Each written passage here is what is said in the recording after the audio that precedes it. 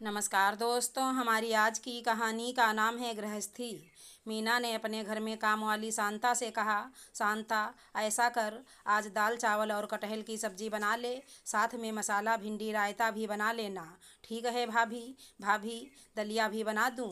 कल डॉक्टर ने पिताजी के लिए दलिया खाने के लिए कहा था ना।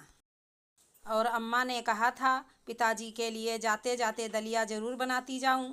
शांता ने पूछा तो मीना ने बड़े अनमने ढंग से कहा, अरे नहीं, कोई ज़रूरत नहीं। कल रात का दलिया आज फेंकनी पड़ी और पिताजी बिल्कुल ठीक हैं, वो दाल चावल खा लेंगे। बेकार में सामान का क्यों नुकसान करना।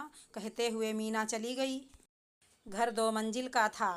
घर के नीचे के हिस्से में रसोई बैठक था और घर के मालिक अशोक जी और सुषमा जी रहते थे। उनके बेटे बहू और पोते का कमरा ऊपरी मंजिल पर था। घर अशोक जी ने बनवाया था। वो बहुत बड़े व्यापारी थे। घर में रुपए पैसे की कोई कमी नहीं थी। अशोक जी का बेटा उनके साथ मिलकर व्यापार को बढ़ा रहा था। दोपहर के समय पति और बेटे के आने का समय हुआ। सुषमा जी रसोई में गईं देखने क्या क्या तैयार हुआ। शांता, क्या क्या बनाया? अम्मा, दाल चावल कटहल की सब्जी मसाला भिंडी बस सब तैयार है। खीरे का रायता बना रही हूँ और पिताजी के लिए दलिया वो तैयार है ना, सब आते ही होंगे। उनकी बात सुन शांता चुप हो गई। ओ अम्मा, भाभी ने मना कर दिया। उन्होंने कहा जो खाना बन रहा है वो पिताजी भी खा लेंगे। कहते हुए शांता सर झुकाकर खड़ी हो गई। ऐसा कर तू दलिया बना दे, पिताजी वहीं खाएंगे। इतना कहते बाहर चली गईं। सुषमा जी गुस्से से भर पड़ी हाल में आईं और मीना को आवाज़ लगाई। हाँ माँ, क्या हुआ? अभी तो पिताजी और रोहन आए नहीं, फिर आपने क्यों बुलाया? शांता को तुमने दलिया बनाने से मना किया मीना? दो टूक का सवाल सुन मीना घबरा गई। हाँ माँ कहते हुए पसीने छूट गए। सुषमा जी सास बनकर बहुत रोक टोक नहीं करती मीना से, लेकिन मीना जानती थी कि इस घर में उनका रुतबा सबसे बड़ा था। इसलिए बार बार वो कोशिश करती अपनी मनमानी करने की, लेकिन हर बार असफल हो जाती। आज फिर वही काम किया था मीना ने। वो चाहती थी कि घर पर उसका राज चले। ओ माँ, मैंने सोचा पिताजी की तबीयत ठीक है, इसलिए। मीना, मैं तुम्हें ज़्यादा नहीं रोकती टोकती, लेकिन एक बात बता दूँ, अभी भी ये घर गृहस्थी मेरी है और वो रसोई भी। मैंने हमेशा तुम लोगों को छूट देती हूँ, तुम लोग अपनी ज़िंदगी जैसे मन हो जियो, लेकिन ये हक कभी नहीं दिया कि तुम हम दोनों पति पत्नी के जीवन का रहन सहन का फैसला लो। जो जमी जमाई रसोई तुम देख रही हो, उसको जमाने में मेरी ज़िंदगी के 45 साल लगे हैं। ऊपर के मंजिल पर एक रसोई घर है, आज से तुम अपनी रसोई वहाँ जमा लो। मुझे कोई तकलीफ़ नहीं होगी और उस रसोई की मालकिन बनकर खुद के लिए फ़ैसले लेना। इतने में अशोक जी बेटे के साथ खाना खाने आ गए। भाई, क्या हुआ? इतना सन्नाटा क्यों है? खाना तैयार हो तो डाइनिंग टेबल पर लगाओ, हम आते हैं। हाँ हाँ, बैठिए ना, बस सब तैयार है। कहते हुए सुषमा जी रसोई में गईं और खाना लगा दिया।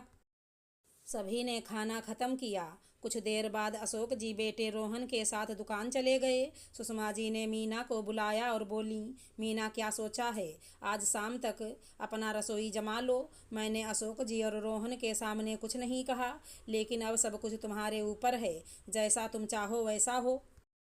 मीना डरी हुई थी। अब तो उसकी हालत खराब थी। उसने कल्पना भी नहीं की थी कि उसकी छोटी सी गलती ऐसे गले पड़ जाएगी और सासू माँ इतनी कठोर बन जाएंगी। रोहन माँ के लिए कोई तकलीफ़ उनकी बेइज्जती नहीं बर्दाश्त कर सकता था। तुरंत सासू माँ के कदमों में गिर गई। माँ, मुझे माफ़ कर दीजिए, गलती हो गई। अब ऐसी गलती नहीं होगी। आपका बड़प्पन है कि आपने उनके सामने कुछ नहीं कहा। कहते हुए हाथ जोड़ खड़ी हो गई। सुषमा जी ने बहू के हाथ पकड़ अपने पास बैठा लिया और बोली, बहू, मैं भी चाहती हूँ तुम इस घर की जिम्मेदारियों को संभालो। तुम जब ब्याह कराई तब से मैंने कभी अपने विचार तुम्हारे ऊपर नहीं थोपे। मैं चाहती हूँ तुम जिम्मेदारियों को निभाओ, लेकिन सभी की भावनाओं का ख्याल रखकर किसी का मन ना दुखाओ। शांता जब भी पूछती खाने में क्या बनेगा, तो मैं उसे तुम्हारे पास भेजती हूँ। मैं चाहती तो खुद ही सब बताती। एक गृहस्थी बनाने में पति पत्नी को बहुत कुर्बानियाँ देनी पड़ती हैं, ये तुम अभी नहीं समझोगी। कहते हुए सुषमा जी के आंखों से निर्झर नीर बहने लगे।